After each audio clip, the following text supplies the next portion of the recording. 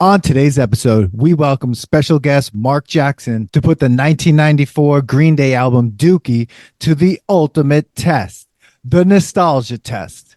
Welcome to paradise.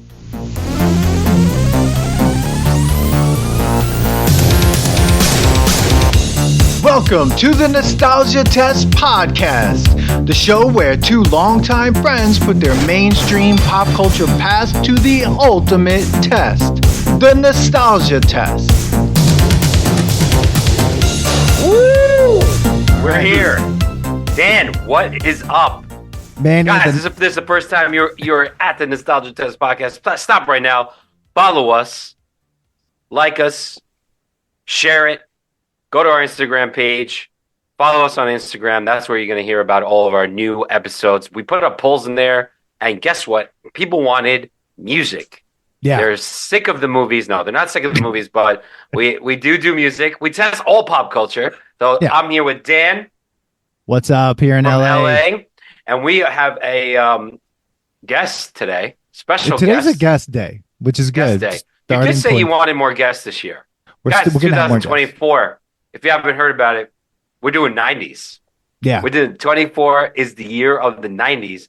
And we just decided 1994. Well, how old were you, Dan? 1994. Don't make me do math again. Everyone saw what happened on the Toy Story episode when I couldn't do simple math. So I'm going to say 14 because no. I thought it was 12. Like 13. 12. I was 13. Because we were 13 in 1995. I was 13. So we were in middle Toy school. Story. Yeah. Right? Middle school, 8th grade, 7th grade.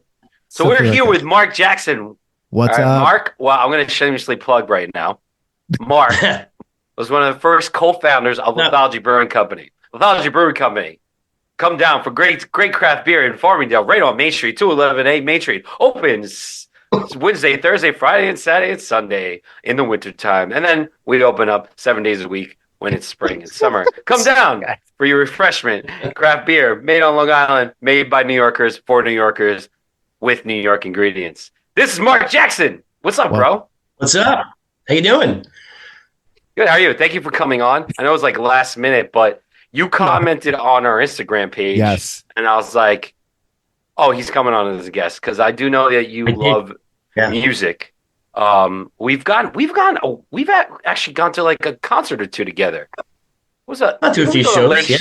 Was it Lake Street Dive? Yeah, I used to be a supporter of WFUV. We went to one of those marquee member shows. We saw Lake Street Dive perform. That was a good one. Those guys blew up, and Kristen loves them and like wants to go see them. I was like, I don't know if I can go see them now in like a bigger place because that theater was really cool. So it was like so intimate and stuff. Like, that was a really cool time. So tell us about yourself. Yeah, well, that's it. Like live music is probably the top three things that I'm passionate about.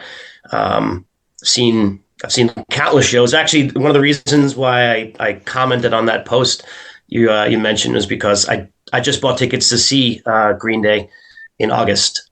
Oh, nice. I just found out about that. They're doing this whole album, and are they doing American Idiot or something like that? Yeah, and somehow they're going to squeeze in new material too. So, but yeah, they're doing both of those albums in their entirety. So that was in my, I've been listening to it all like for the last week now, just like kind of get back into the groove. And then I saw your post, I'm like, hell yeah, it holds up. It's funny. Go ahead. I was listening to it, and Mary, works at Lithology. Shout out to Mary. She was like, oh yeah, I'm gonna get tickets. They're playing, and she was the one that told me. I'm like, they're playing 2 full albums. I was like, that's at Shea Stadium, right? Or Citi Field? Shea Stadium.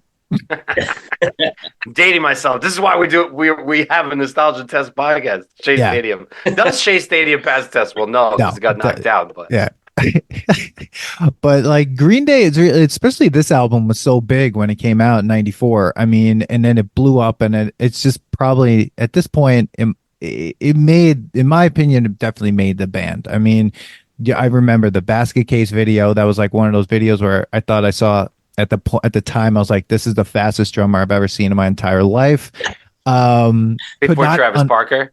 Well, before Travis Barker, but before this other guy now that's on Instagram, I keep forgetting his name, Espirito something. Like he plays with one-handed, basically. Like he has two hands, but he plays all these unbelievable parts with one hand. Everyone check him out on Instagram. I'll put his handle in the show notes and shout out to him. He's amazing. But he was this guy, the drummer of Green Day was like the fastest drummer I'd ever seen at the time. And I was just like, I can't believe this is like real. Like I couldn't believe it. But amazing video. And it's been interesting getting back into this album. It's funny you said about the video. I was talking to Kristen this morning about it. I was like, I think what made this album blow up was MTV, because that video was so iconic. Like I still remember the fisheye lens. They're in an insane asylum. It just, the colors like popped. It was just like a really great video. Not only is it a good song and the music was great, it's just that, that was the era of MTV. Like we all watched videos then. And then like they were on MTV. Did they get pop before Blink? I guess they were like pop punk before Blink. Yeah, I mean, I would say definitely. I mean, they opened the door to having punk music like in the mainstream. Well, yeah, because before that you had grunge. Grunge just had taken over, and then these are the bands like Green Day, and then I would say Green Day ushered in a lot of other bands that kind of like closed the door on grunge for a while. It's probably forever, and then nowadays it's coming back a little bit. But I would say they definitely closed the door on it because it was 1994, 1993, and then they won best alternative rock album in 1995. So definitely they had taken over at that time, and it's like ushered in a whole other sound. I mean, before since like Nirvana, Pearl Jam, Soundgarden, and everything like that. So do you remember, either of you guys remember when you first heard this song? I can't pinpoint when I first heard the song, but I remember like the period of time, like sitting in my friend's bedroom, just playing it on repeat over and over and over again. It was like the summer of '94, and like that's just an indelible part of my like music history as far as like what I remember. I remember I was trying, like sometimes you like paint a different memory. It's like maybe a couple memories together. But for some reason, I remember having this album 2 times. Like one on tape. Like I had a Walkman. And I remember like the album cover is unforgettable. Like it's not, and what I love about it, I don't know if you guys have it on Apple Music or not. It moves on Apple Music. On Apple? Yeah. Wow. So now you have an album that is never moved before. Now that digital art is a thing, they have it moving. And I was like, oh, maybe this is what it was like meant to be. So now it's like a moving picture, right? Like the explosion is like moving and there's like planes and stuff flying by. And I also vaguely remember seeing this album on CD as well. So like, I think I bought it twice. Like, you had to, I guess, because how fast technology moved. So now I bought it 3 times because I just downloaded it. So this is the 3rd time I've had this album downloaded, right? So I remember it on the tape deck, and you had to like take it out, put it back. What was crazy is what I like about how I test albums is like how can you listen to this? Is it a shuffle album, or is it can this be listened to from 1 to the end? Like Losing Streak is my like, to me, Less Than Jake Losing Streak is my top album that is like from beginning to end, you don't shuffle it. So like I tested this, I don't know how you guys did it, was that like, could I just listen to it from beginning to end and not wanting to go to like the hits, because back in the day, what's up? I feel like I have to listen to it like in the way it was recorded. Like that's the first time like how I was introduced to it. And then I anticipate certain songs that are going to drop after like one song ends. I'm like, oh wait, now this little drum line's coming in. So to shuffle it up would be just like throw me off altogether probably. Yeah, that would be weird. Yeah, and I think like going back to like getting the album, I had it on cassette only, and it was blue, and that was the thing that like it was so cool. I was just like, it was Whoa. the first thing that I was just like, this tape is blue. There's no other blue tape. I've never seen a blue tape before, and I was like, holy shit, this tape's blue. And I remember listening to it and like reading the lyrics, which you know, but because that's what I used to do. Um, and then I remember listening to it all the way to the secret song, which now is not really a secret song because it streams, and so like it's just another track, which is so weird to kind of see Yeah. what was once a secret song not be a secret song anymore. So I was just like, that it was really odd to be like, oh shit, there was a secret song, and but it is on the album, so to say, now that it's digital and it's online, which was such a weird thing to kind of hear. I Yeah, feel like you're that's talking an about. act of music that's like people don't get to experience that anymore. That secret song, hidden back there. You fall asleep maybe listening to an album, and then all of a sudden, like, bam, you get hit with like Yeah, next track. I Yeah, because know. that took a while to kick in, right? Like you didn't hear All by Myself like for a while. I don't remember it being the next. Like that's what sucked No, it about it. was I'm like, like, it was a while. It was like, oh yeah, yeah, I agree, Mark. It's like you left it on. Like if yeah. you I left it remember on like I this did that long, with Nirvana's Nevermind. I can remember the first time I'm listening to it. I'm laying down. I kind of fell asleep towards the end. Something in the Way isn't really much of a banger, and then Endless Nameless comes on, and that thing just like tears, right out of the speakers. Just scared the shit out of me. Woke me up. I was like, oh, Yeah. Once I figured out that albums had secret songs, I would always like go, okay, how much more? Why is it continuing to go? Right. Especially on CD, you're like, wow, it's going. It's still going. And that happened, I think, on Radiohead's Kid A, that like the track just kept going at the end. I'm like, oh, there's a secret track there's a secret track in here. And it has to be. And I just let it run. And then it was just like some sort of like crescendo of a note and and then that was it. But it was still really cool to hear like these secret tracks, which like you don't really get anymore, which is kind of sad.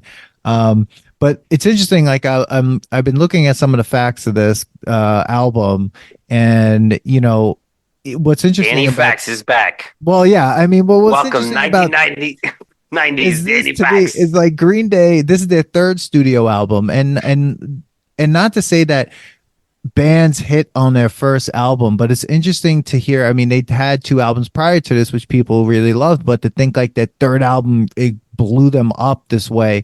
It's really hard sometimes for a band to even get to that third album, right? Do So you it's remember really, any of the ones before this, no, well, that was, I don't like, and I Mark? guess I'm not a real fan then. it was Kerplunk Yeah. before that, right? Yeah. And I don't Yeah, know the other. It might have been like an EP or something. I just don't Yeah. remember the songs. I No. think a few songs made it onto this one too. Like they were really under the radar indie label.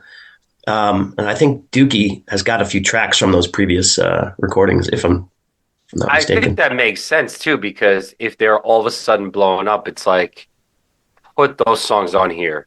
Yeah, Because back then, like again, it wasn't like now. You could go to Green Day Essentials and it's like a whole Yeah. algorithm figures that all out. Where back Mhm. then it's like, oh, all of a sudden you release the single, Basket Case is out. I don't even know if that was the first single, Dan. I'm sure you have that as a fact. no, it was long you.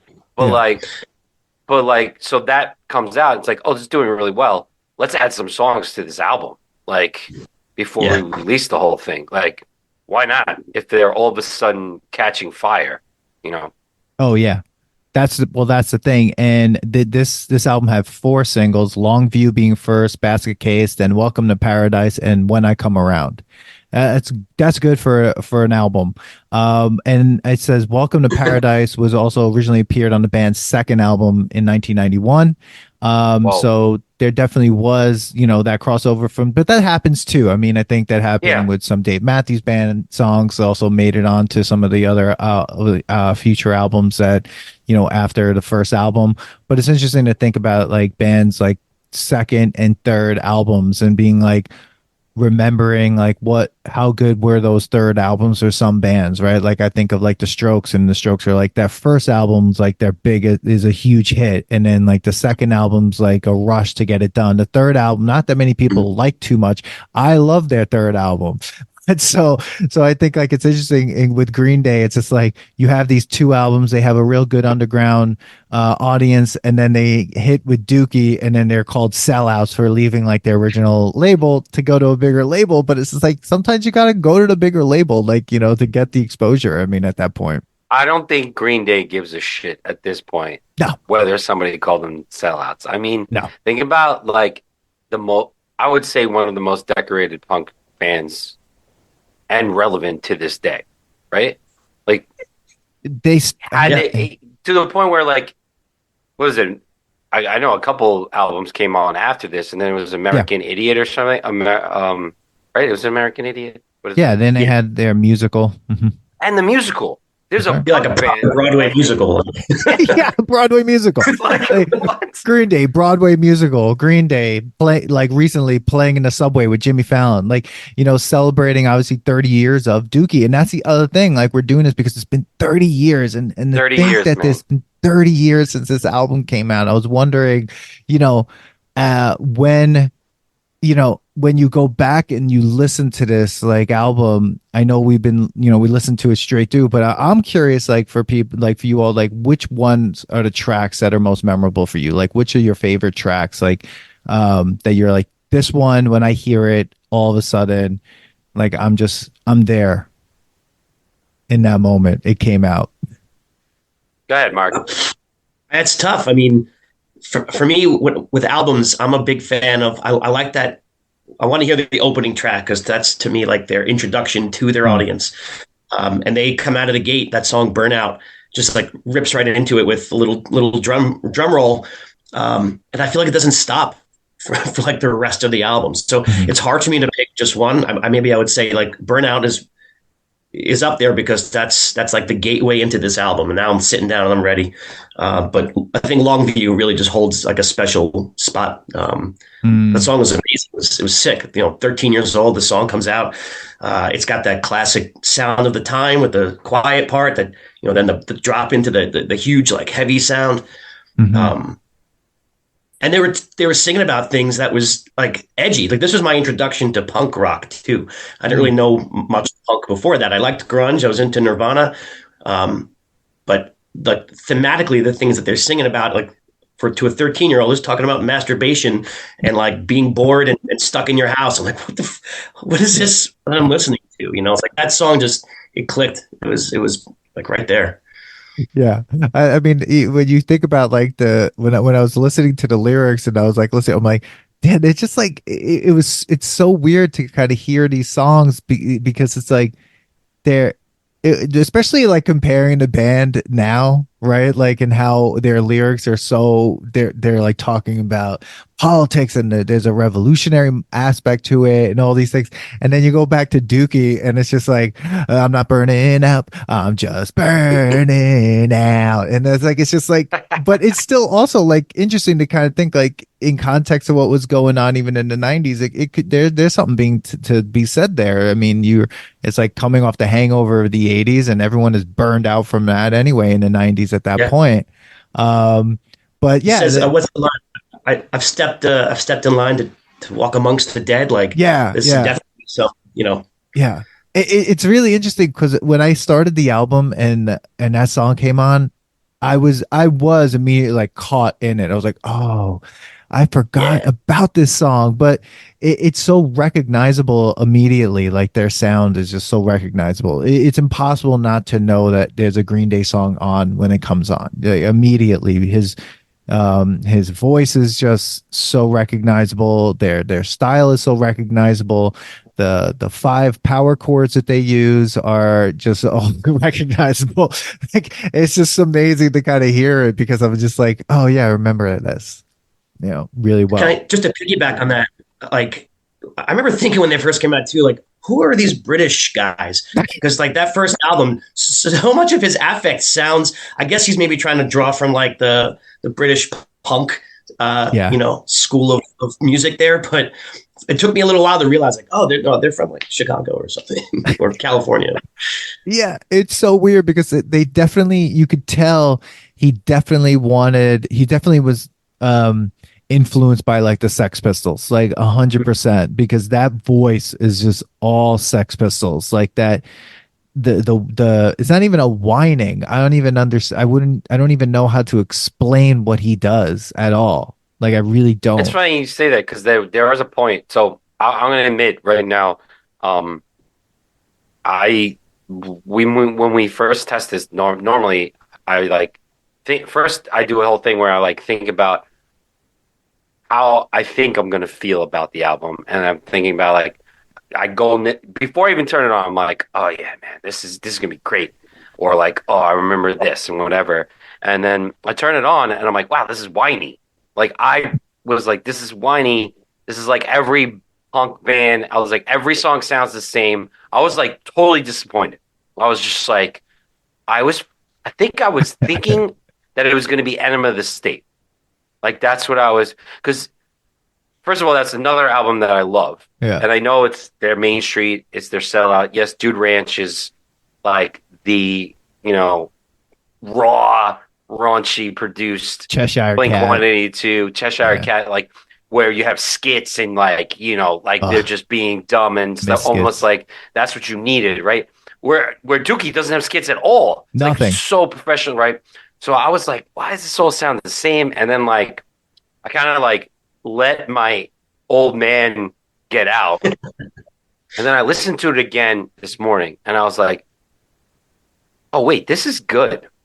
Like, because it's not just his voice, like the drums are so good. The bass, you brought this up in a text, Mark. The bass is just like the bass in She, I was like, oh wow, like this band is tight. And me and Dan, you and I we went to the Madison Square Garden show where Blink 182 and Green Day played, and they were on tour together, and it was like you didn't know if you were going to hear Green Day or Blink first. And I hate Blink live. I like Blink on CD. Blink live is, I'm sorry if Blink, hey, guys, if you guys want to come on the show, great. If you get a chance to listen to the Nostalgia Status podcast, that's great. I hated taking take off your pants and jacket, but love Enema of the State. I love the albums they did without what's his face though too. They did 2 albums without him, and I thought they were good. Yeah, it's like I feel like the problem is they got Travis rushing everything live, so everybody has to like catch up. Where I remember watching Green Day and going, this band they're superstars. They know how to put on a show. Yeah. Billy, he's a lead guy. He is going to entertain you like no other. And then the drummer's just tight.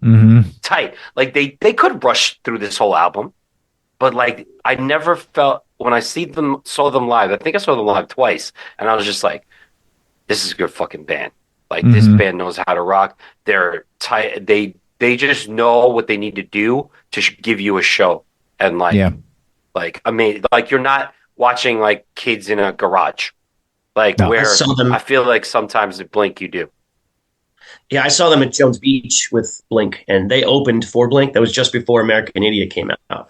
And I was like last row, but it felt like I was like right there in the mosh pit. Green Day just brought such energy and such like you said, professionalism. It was a tight set. Never forget, it was like one of the best shows I've seen. Wow. What do you think of Blink? Forgettable, like they were fine. They were, I enjoyed it, but like, I mean, and I like Blink. Yeah, I'm a fan of them. Ranch is one of my favorite albums too. But like the comparison between that, like they opened for Blink, and I was like, I'm ready. I'm good to go. Like I can go home now. I've done that before. I've done that before. Yeah, I don't think you were there, Manny. I'm not sure. Did you come to Jones Beach just to see Travis open for Dido? I didn't, but I heard that. Didn't also a comedian? Didn't Ben Stiller open up for them? No. Jimmy Fallon opened. Fallon. We saw Jimmy Fallon open for Oasis or some other band, and they got booed off the stage. But like, I saw I went to Jones Beach. Dido was playing, but Travis, this other band, was opening, and I was like, and my friends and I were like, let's just go see Travis. And we saw Travis, and we left. And we were the only ones leaving, and everyone's like, the concert over? We're like, yeah, you missed Travis, man. And then we just left. Yeah. But You've like, seen Dido for that one song that she did for Eminem. She did. She did that first, and we were just like, what else is Dido saying? And I'm sorry, Nothing Dido. else. But like, with that? I was just like, what? I know she couldn't wait until the end with that. Like, you don't open with that. You want people to stay. I'm pretty sure she opened with it because we were like, what else is going on here? But I remember going to Jones Beach and seeing Offspring, and that was really bad. I felt bad. I was just like, they couldn't hold it together. But I think like with Green Day, their songs are very they know what they're able to do, and I think that's why like this album does hold up like that, because like they understood what they were. They're like, look, we're a punk band, we have a framework for our music, and we're gonna do this. Like, we know exactly how we could play, what we're capable of, and that's what we're gonna stick to. I think it's funny to listen to this album and being like the track "She" is like their ballad, because there is no slow song in this whole album. It's like listening to a Slayer album where like it starts and then it's like the whole time and then it ends. So it's really, it's like less than 45 minutes too. It's like 38 minutes long, this whole album. It's crazy. And there's a lot of songs. There's a lot of songs, and I was like, wait, it's over? Like, because again, when I do these tests, I'm like, all right, I'm going to listen to it almost a full day at work. And I'm like, I only got like part of what I normally get done.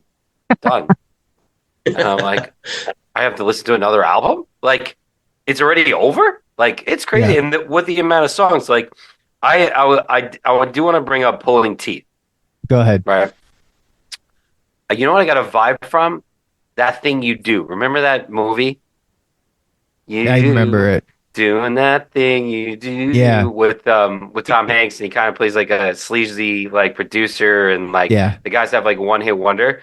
That there was like a vibe like that kind of like kitschy like song there. Like could be a commercial song. But like it's not my favorite song in there. But what were we saying, right? Well, I was just, like you mentioned like the way it's got that like funny like lilt to it. But the subject matter, it's like kind of messed up. It is.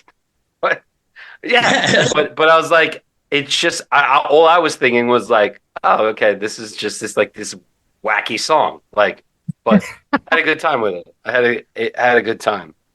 Like that was like, but I will say Longview is probably that's your favorite. That's your favorite, you think? That's one of my top ones. That I think When I Come Around, only because that's like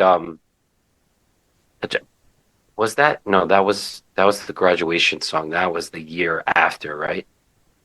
No, there was a couple of albums after when they did that song, like not Gone to November, or there was a song that was like everyone's graduation song. Not Wake Me When September Ends, not that one. Maybe, yes. Time of Your Life. Time of Your Life. Yes. That was it. Yeah. That was our graduation song. It was? So like, yeah. Time I don't remember shit about high school. Yeah. They made a video, like, and they put it on a projector and stuff like that. Oh my God. Yeah. I was burned out during that. I think When I Come Around is probably, I just remember the first time I ever tried to attempt to learn how to play a guitar, which was probably the only time. I was in Canada with my cousins, and I distinctly remember the cousins who did know how to play guitar, they were playing this song. So When I Come Around has a special like memory like locked into my brain of being in that basement with these kids that I only saw like once a year, and they were trying to teach me how to play guitar, and that was the song. That song, like I that was actually the one song that I felt like I could skip. Really? And I don't know why, but like I think as I'm listening to it, it was and maybe this is the detriment of it, in my opinion, but like that it felt like it was on a whole other album. Like it felt like it was That's very polished. Right? It was very polished. It almost sounded like a Stone Temple Pilots song where I was just like, it was like, it's like, it was like a different groove. The whole thing was different. And I was like, wow. And then it goes back into like where the album what the album was after like When I Come Around is then like Coming Clean, I'm in a Sleepless in the end, like so. And actually 8 through 14 is like, if you think of it, that's like probably side B of the tape. So that's, I think, like the whole other side is like it's like a whole different like vibe on the other side of the tape. Yeah, which is great because think about I think we brought this up in other music shows, and it always happens because music just isn't written that way anymore, right? Like this was planned to be on an album that had an A and B side, Right? Yeah, you wrote music for the medium that you were producing it in. Right? So even if they were doing it on a record, there was an A and B side of a record. If you're doing it in a tape deck, same thing. Now music just isn't written that way, right? No. Like, and it goes back to sorry, it goes back to I'm still going through puberty. I mean, it's 1994.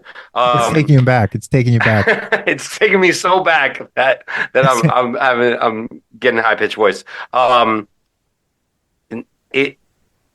This is another reason why I love albums that I could listen to one to like you brought up Offspring, and it Smash was one of my favorite albums to listen to from beginning to end. Really? It's so sad to hear that like They weren't good live. they weren't good live, but like the fact that even Mark said it, and it happened to me. It happens to me with Enema of the State. If I listen to a song out of order in Enema of the State, that's in Enema of the State. If it comes up on the radio or it just comes up on my like, we chose this song for you on Apple Music, I know and I sing out loud what the next song is automatically. So that's how we used to listen to albums. You don't listen. No one listens to albums like they don't build albums like that anymore. You don't need to. You could just have like 4 songs and just be like, those are my 4 songs. Well, yeah. I feel like more artists these days just like dribble out like I got a new song. Like, okay, where's the rest of the piece? Yeah. Did you, Mark, did this band influence other maybe like things that you started listening to? Like did it like usher in other bands for you or other maybe like other artists and stuff like that, like, you know, because certain bands for me, like when I was introduced to them, all of a sudden it like opened a whole other door, you know. And like if we're coming out of grunge and then like Green Day kind of hits in this way in 94, like did it change a pathway for you or usher new artists in for you? I don't think it did really. Like, there was a lot of like that shift in the music scene, right? Grunge came to an end, and then you had, everything else that came out afterwards. I didn't really like the ska like path that was also happening at that time. So I stuck with you don't Green like Day skanking. You don't like skanking, no, Mark? It's all right. I mean, but yeah, I don't think Green Day was like, it didn't open any musical doors for me. It just was like one more band in that catalog. I'm like, I like this. I like the way this sounds. Maybe the Offspring a little bit, but I think it was just timing. They came out, they dropped albums at the same time, and yeah. So were there like, did you go to like punk concerts? You didn't go to like the small punk concerts that were in. No, that wasn't really in my wheelhouse. Like, I didn't have access to it. I didn't know anybody else who listened to punk, and I didn't probably even realize it was punk when I. Where did you grow up? I grew up here on Long Island. Okay. I lived in Queens for the first 10 years, but you're not really going to a lot of rock and roll shows when you're 9 or 10. Yeah. So out here, they're like, I didn't have the ability really to like go to those little clubs. Yeah, and I feel like it was weird because I was just gonna say the music scene on Long Island, like I feel like blew up around like emo, like Taking Back Sunday and stuff like that. Like, and in Long Island, like I feel like birthed like 100,000 of those bands. So yeah, no, I was about to say that, like, especially being in Mineola, we had like, was it Deja? Yeah, I never went there, was but like, Deja was like where, I mean, I know people who tell a story of like seeing Less Than Jake there. Yeah, like little like bands that we ended up listening to like all the time that started out at all these places. I know people that were coming from out east to go to Deja One. Yeah, I remember, and they would go to like, and maybe I think I would say Green Day had a lot to do with like bands being more popular to go see around here because of it. And I think I definitely got into more of the punk scene because of it. I mean, I was hanging out with more people that were listening to them. So I was like, all right. So like, this is what we're listening to. And I was a skier, snowboarder. So videos back then, skating videos, they had punk in it. So you became kind of in it. And then like playing, Tony Hawk's Pro Skater, Pennywise, all those guys got shot from that. Yeah. So I remember going to the Warped Tour in '98 and seeing like Millencolin and Blink-182, Suicidal Tendencies, and Eminem getting booed off the stage, and a whole bunch of crazy people that were there. Do you remember a band called Reggie and the Full Effect? No. Oh God, it's so weird. But I feel like Green Day, like it definitely opened the door to a lot of other bands, and I feel like you don't get Blink-182 without Green Day. You don't get MXPX really without Green Day. I feel like MXPX, especially like their interestingly enough, their most recent album, which I'm obsessed with for some, like I love it. I feel like they're to me the closest. Like I love the longevity of like a band like MXPX. All the members of the band are there. You have like, still making albums. They still have a very like loyal following. 311, same thing. They just never. Yeah, 311. I just recently saw some like Instagram posts like that they're still performing. I'm like, holy shit, dude! Like, they come to the Patchogue Music Festival every other year. 311. Yeah. Dude, I heard they're doing that sick drum line solo that they did. Dude, I heard they're sick in concert. Like I heard saw they're them insane 3 times in what the hell is it called? Shit. It was a theater up in the city. It was a really cool theater. Yeah, I think it was Hammerstein. And they did that drum solo that they do with all of them play the bass drum. It was crazy. They definitely put on that band puts on a fantastic show. They just came out with their own non-alcoholic IPA. Of course they did. I can't be mad at that. I can't knock the hustle on that one. That's like taking over right now. No. But Dookie, I just want to also say, like, does anyone know here why they called it Dookie? Because I have the facts, and I'm just curious, does anyone know? And like, do you like that name for the album? I think it's a great name for an album. It catches your, like, it just stands out as something else. And then the album cover art with that too, like all that stuff going on there. But I can't say I know where it comes from. Manny? Do I like? I mean, it's catchy. I mean, what else would you call this thing? I mean, it's definitely for a 13-year-old. I thought it was hilarious. Yeah. So like, what the thing is back then? Who were they playing to? What did like? To me, it was like, who were they trying to get? Were they trying to get target audience? 18-year-olds? They were trying to get that demographic. Not that they were trying to get like 13-year-olds to listen to them, but probably in that age group, right? I feel like 13, 14-year-old kids like that were just reckless or just bored and just or just like going through different stages of life, not sure what to do. Getting yelled at by mom and dad. Maybe 17 and run out on confusion. Yeah. So okay. So the album name, according to Wikipedia, Dookie is it is a reference to the band members often suffering from diarrhea, which they refer to as liquid dookie, as a result of eating spoiled food while on tour. Initially the band was to name the album Liquid Dookie, but this was shortened to Dookie. Okay. Wow. Asked in 2014 if the naming choice was a mistake in hindsight, Armstrong described the idea to give the album the title as an impulsive stoner thing. We were smoking a lot of weed, and hey man, wouldn't it be funny if? And then the band submitted the title to the artist Richie Butcher, who created cartoon-like work, and so on. And then the band, boom, the album's called Dookie. So, By the way, you froze up, but I don't think it matters because you're recording or whatever. That's fine. But that's crazy. Yeah. So there it is. So obviously, whatever you just said was awesome. Oh no, they ate spoiled food. Did you hear that part? They like because No, they were we eating. Okay, didn't. so they were suffering diarrhea because they were like eating spoiled food on tour, and then Ugh, they were gonna call it Liquid Dookie, but then they shortened it to Dookie. nice. And because they were like smoking weed, and they thought like, hey, wouldn't it be cool if the album was called whatever? And then that's what the album's called. Of course that would happen because they were So still like to see that's what's so funny because the album's so well produced it and is. then they just do something like childish like that, Yeah. like Yeah. you Yeah. know, Well, some it's just tracks funny. sound louder than others. Did you notice that? Like When I Come Around sounds louder than another song.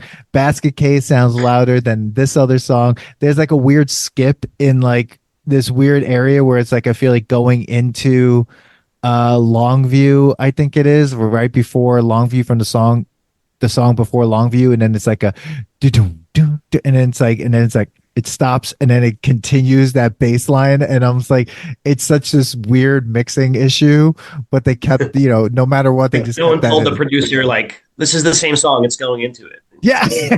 Yeah. Yeah. And it's so funny because when I heard that, I was like, oh, I remember that. I'm like, oh my God, I remember that on the tape. And I thought they would fix it in the album, in the digital, but I guess not. I mean, they're like, fuck it, just leave it. It's Dookie.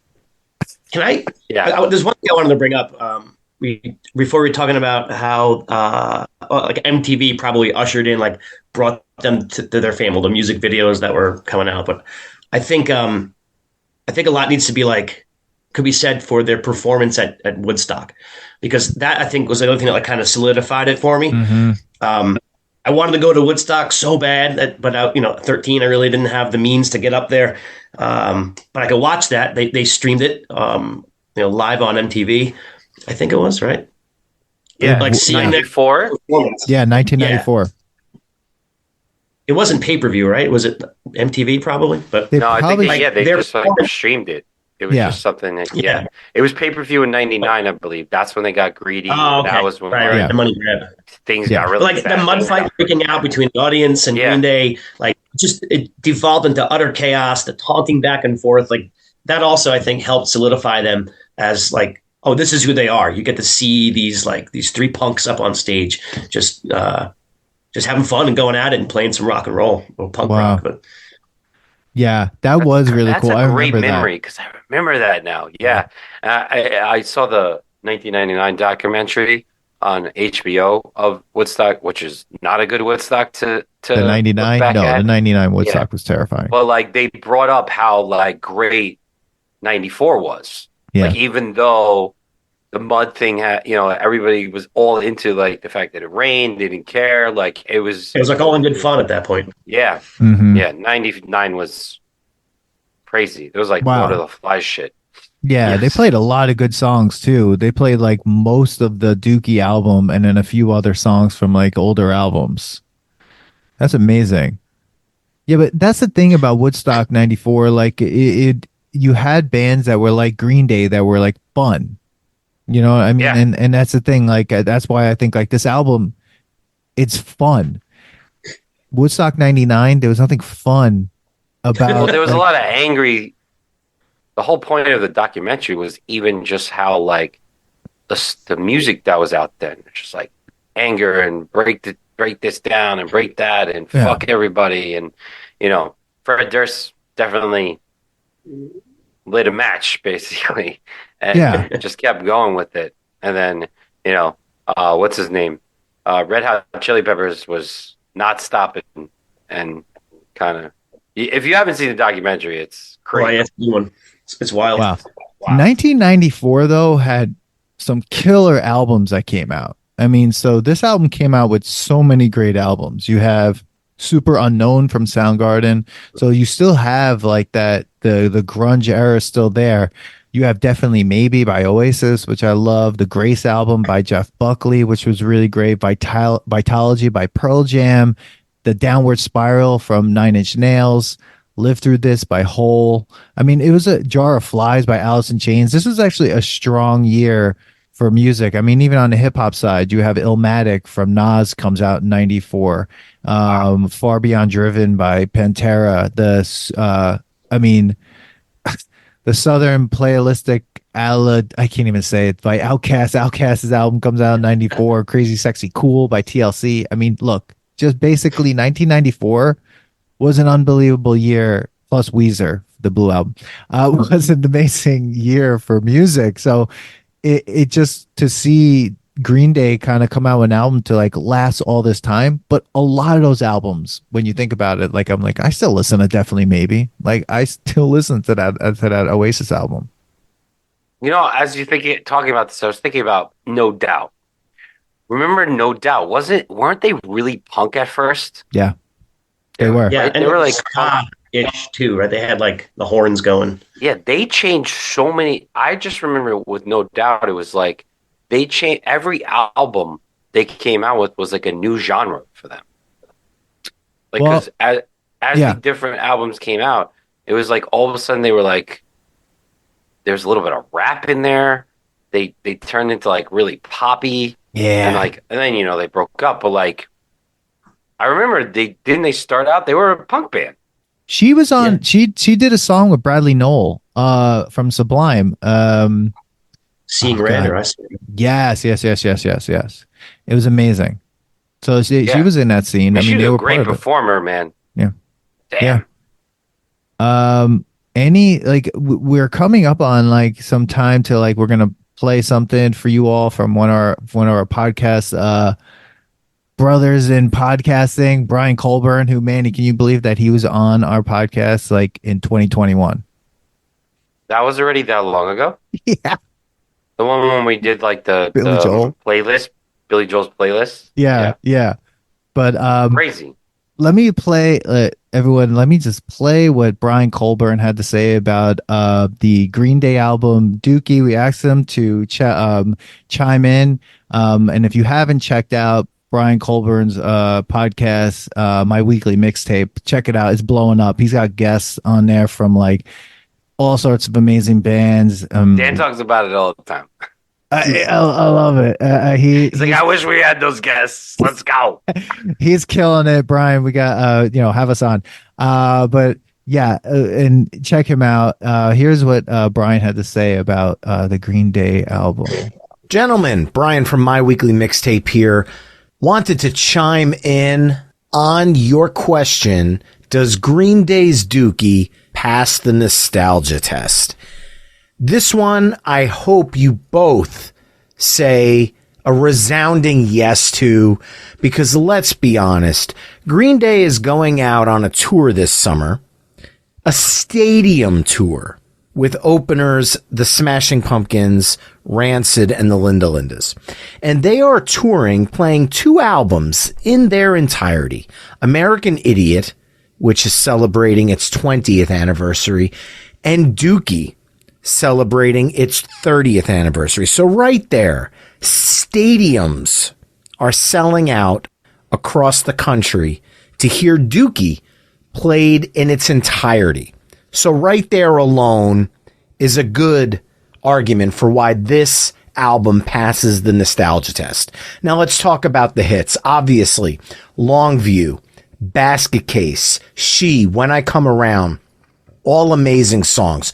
Welcome to Paradise, originally recorded for the Kerplunk album, is heard here in its absolute glory, the definitive version of Welcome to Paradise. This is a band that's energized. Yes, I get it. This is their major label debut. So fans of 39 Smooth and Kerplunk, the Lookout label days, might not be a fan of Dookie, but Dookie introduced Green Day to fans all over the world. It made pop punk a thing. Like, this is the album that truly ushered in pop punk in the 90s into the early 2000s. And by ushered in, I don't mean all of pop punk. Pop punk is alive and well in the 90s, especially on an indie level. But Green Day's Dookie took pop punk into the mainstream, and that's the difference here. Burnout, Having a Blast, Chump, like every single song on this album is great. But the best tracks are the ones I actually think are outside the singles. Pulling Teeth is an amazing tune that shows where their musical sensibility lies later on in their career. You talk about songs like Sassafras Roots and Coming Clean, In the End, and then FOD, what a great album closer. But the fact is, if you own the CD, you know FOD is not actually the album closer.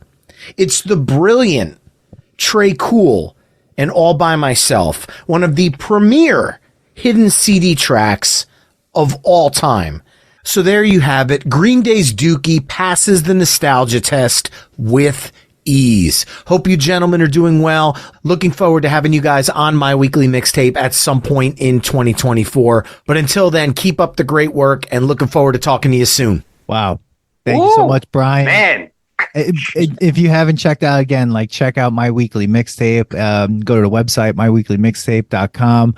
Follow on Instagram and Twitter and everywhere that you follow at My Weekly Mixtape.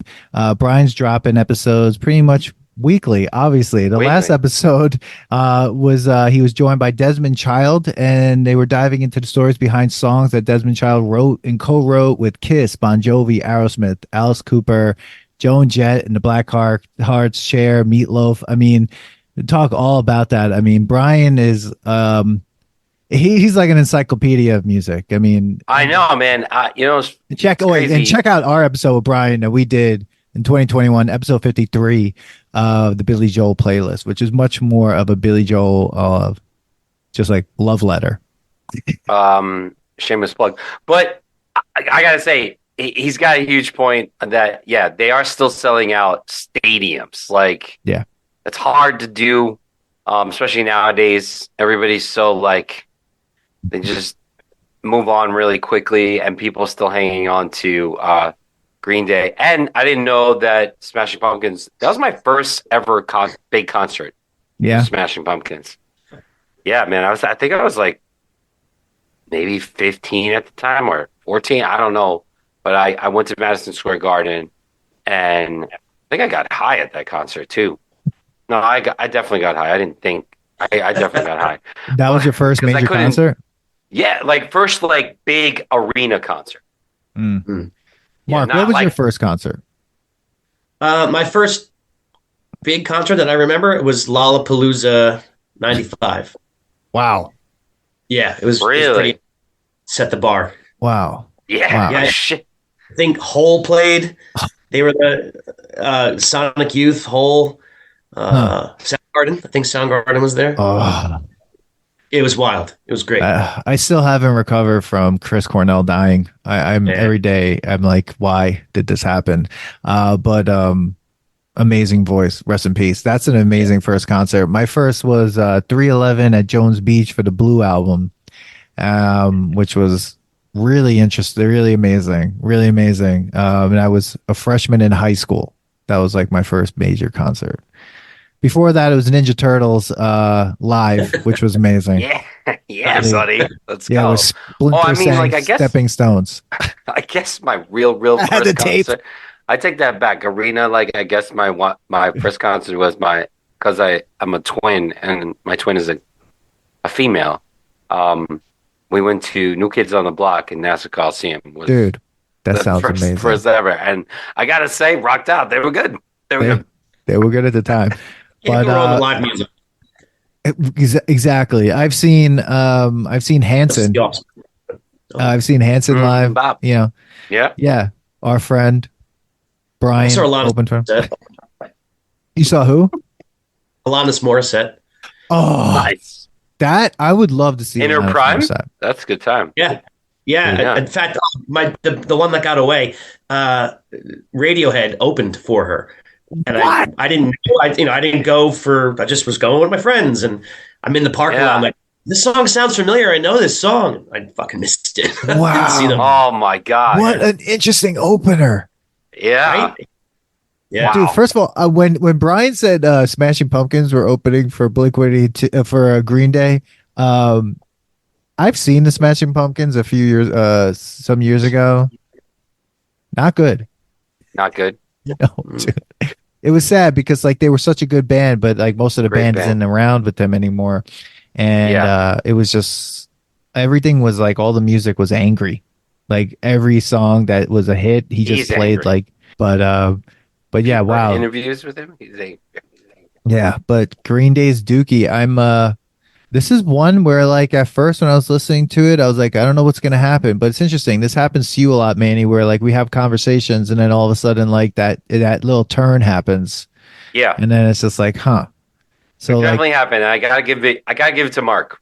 that That is, text, yeah, the Instagram text of you saying no, it still slaps. I was like, all right, let me give this a second listen, because like I was gonna review this on just one listen, yeah, and yeah, absolutely. so you experienced it, Dan, the turnaround. When did you I mean, right come now I'm around? about When I come around, when I'm like, coming around. It's when I come around, I'm saying that the Dookie passes the nostalgia test. It's a classic album. It's a really great album. It's fun.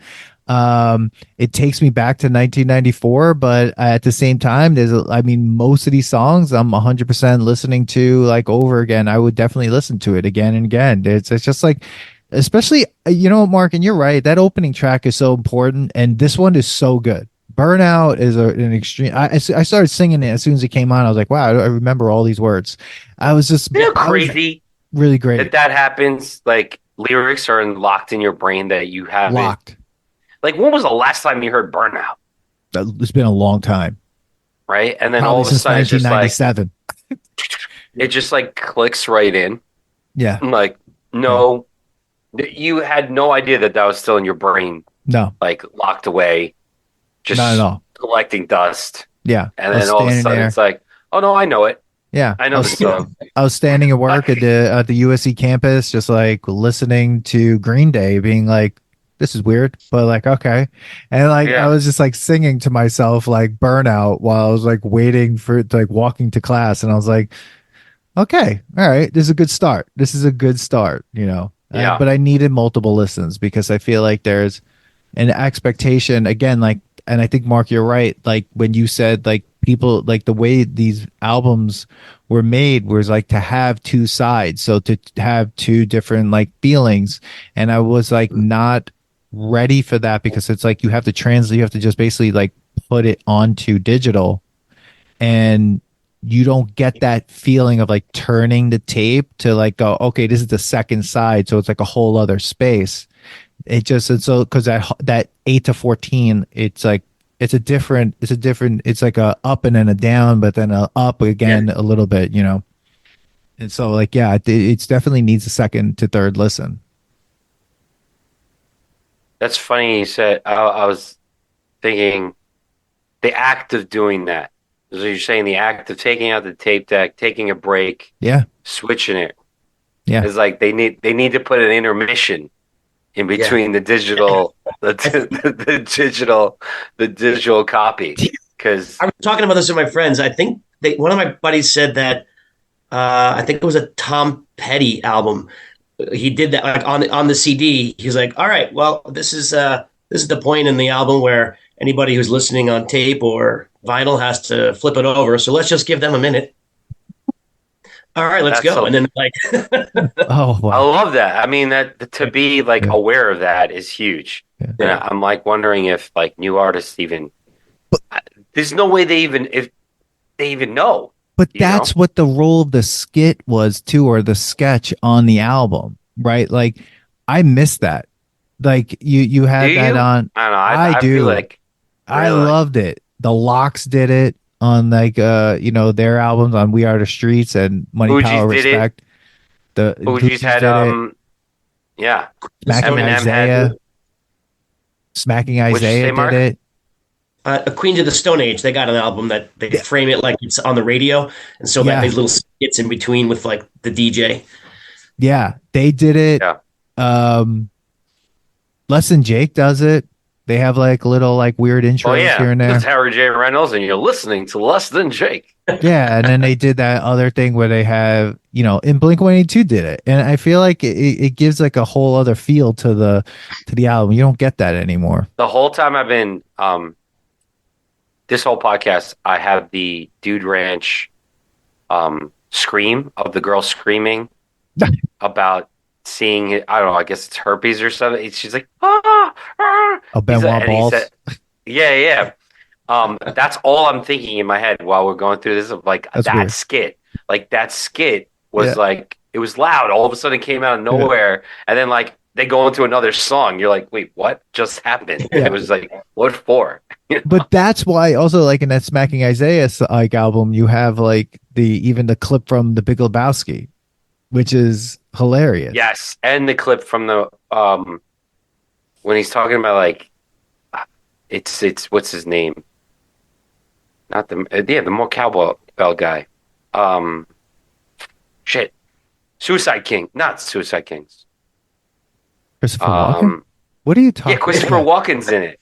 Yeah, there's a skit of him talking about like he's about to kill someone. He's like a mobster in that. Was it Suicide King? In True Romance? Maybe it's from True Romance. I think it's from True Romance. That skit's in there too. Mark, Well, you yeah. don't know Smacking Isaiah, right? No, And you said you weren't really No. into like different. Yeah, And in it's this a good, heavy crazy album. metal album by this band called Bleeding Through, they use that part of the Boondock Saints when Willem Dafoe was like going, "There was a firefight," and then like all of a sudden it's like, and when I listened to it for the first time, I was like, "Whoa, wait a second, that was the Boondock Yeah. Saints." Like, so bands, I feel like I don't know, I like that. It was something that I missed, but anything funny, I love. But yeah, I'm saying it passes the nostalgia test. Manny, what do you think? Yeah, no, I'm saying yeah, it does it all. It brings me back. We didn't even we talked about Basket Case for a second, but there's no way, there's no way I'm not belting Basket Case when it comes on. Like wherever I am, like it just I'm singing it the way he sung it in the video. Mhm. I'm remembering the fisheye lens. Like it's a great memory, and it's a great song. Great album. It's still a great album. Every time Green Day comes on, I never go like, oh God, it's Green Day. Like even Blink, and I like Blink, and I was saying Enema State, but there's times where I'm just like, yeah, I'm not ready for this. I don't need to have this on.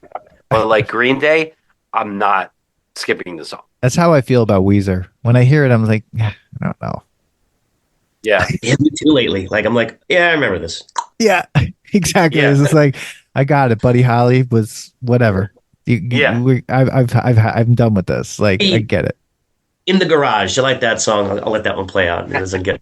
Yeah, that and like songs from Pinkerton, I'll listen to some of those, but like not really listening to the whole Blue album. Being like, yes, like the Sweater song, I'll listen to maybe, but like, I don't know. One day we'll probably have to listen to it, Manny. I don't really like Weezer. And a lot of people like to tell me I look like him because I'm like, is it because of my glasses? Like, Oh, that's God. the only reason why. I wear glasses does not make you Rivers Like, Cuomo. did anyone ever tell you look like Rivers Cuomo? I'm like, yes, like maybe 20 at this point. And I'm just like, it's because of the glasses. If I took them off, you wouldn't say that at all. They'd be like, "Whoa, who are you?" But like, Mark, we know what you're gonna say, so just say it. Does it pass? I would pass. Flying colors. Just say it. To the point where it passes now. Like after having this conversation and just thinking about it, I'm like, maybe I should buy tickets to this show. Like, when's the next time? This could be the last time I can see them live. They might break up, or they just might just call it quits. Like, or just seeing like being able to see him still perform at his prime. Like, I'm not saying he's at his prime, but I'm sure they're going to put on a fantastic show. Yeah. So what does it cost? What did it cost? $90? No, more than that. More than that. Dude, it's gonna be way more than that. Like above 50. What? Whoa. Yeah. For a good seat? I'm in like section 3 something. I think that's just what the tickets are going for. Right now, I think, yeah.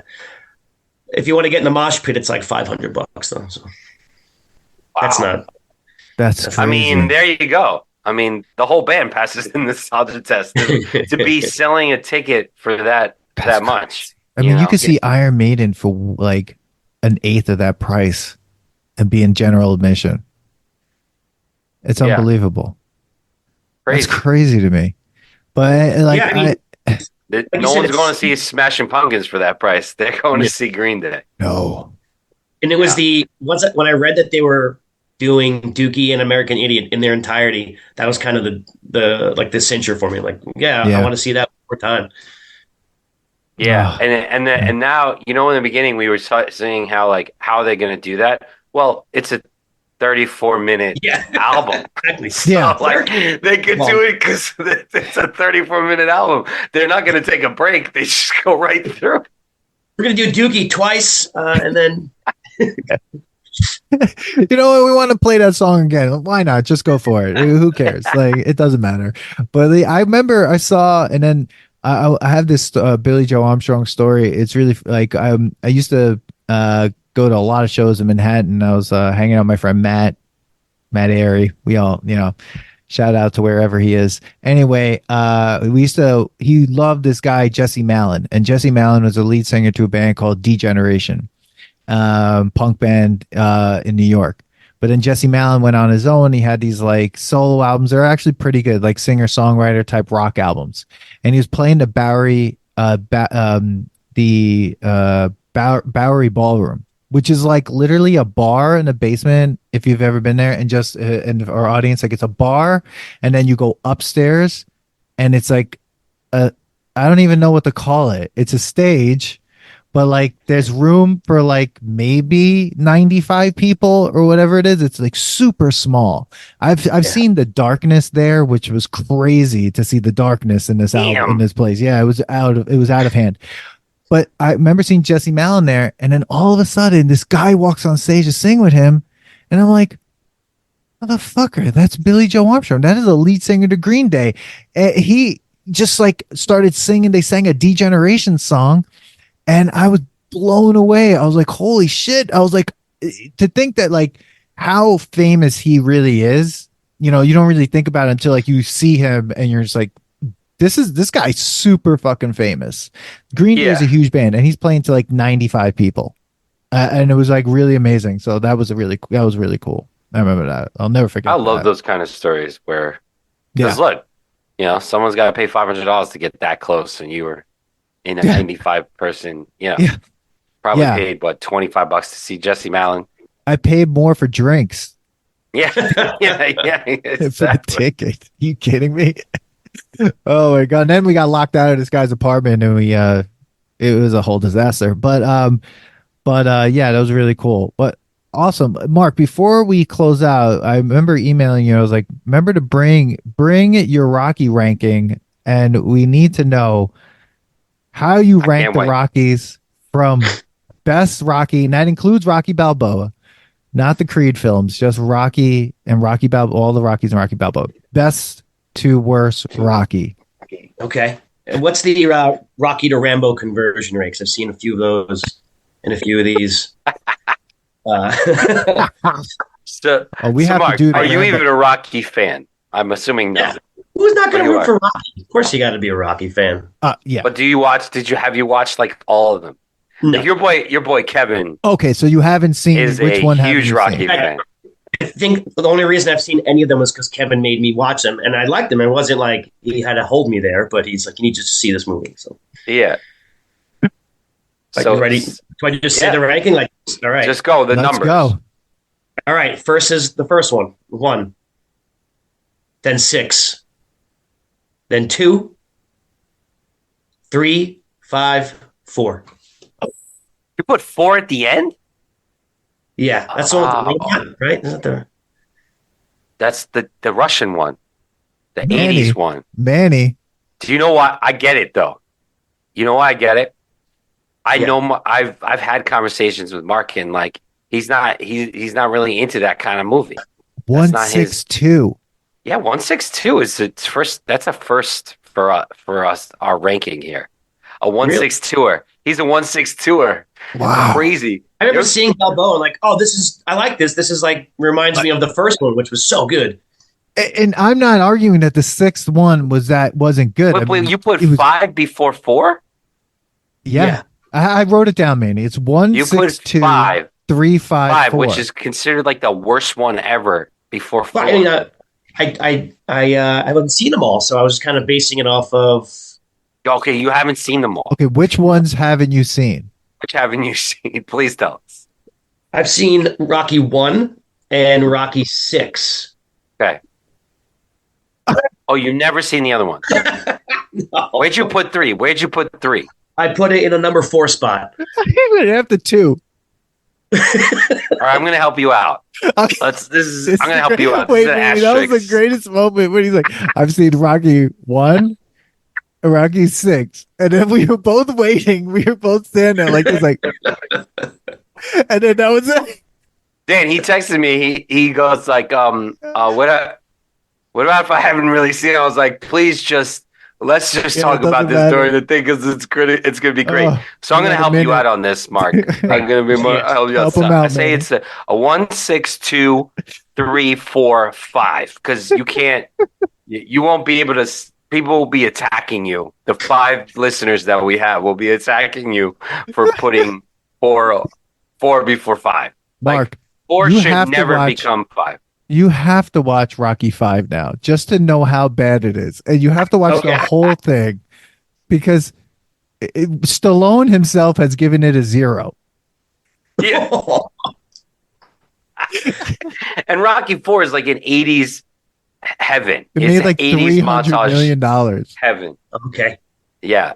And Rocky 4 is like one of my favorites. Off of just how seeing 80s it is. I figured the further away. Yeah, sorry. No, go ahead, Mark. Go. I was just gonna say I figured the further away you got from the first one, they kind of like I love that your rationale was like this. Rocky 6 kind of reminded me like of Rocky 1. I'm like, but you only watched Rocky 1. Yeah, that's why it really like ring a bell for me. Oh my god, I was kind of okay with it. I was like 1, 6, 2. All right, not bad. 3 and 4, you kind of like. Yeah. Depending if you like 80s movies or you like 3 was good. I mean, I put 3. I think I've made yours, Manny, was 4, 4, 1, 3. 4, 1, 3. I think, and mine was 1, 4, 3. I changed it at one point, but yes, yeah. And then I did 1, 4, 3, 6, 2, 5. That was mine. Well, we had to save Mark, and you know. This is all staying in the podcast, but I mean, like, yeah, that was the greatest moment, though. It was like, I love it because everything but that last. Can we talk about Rambo instead?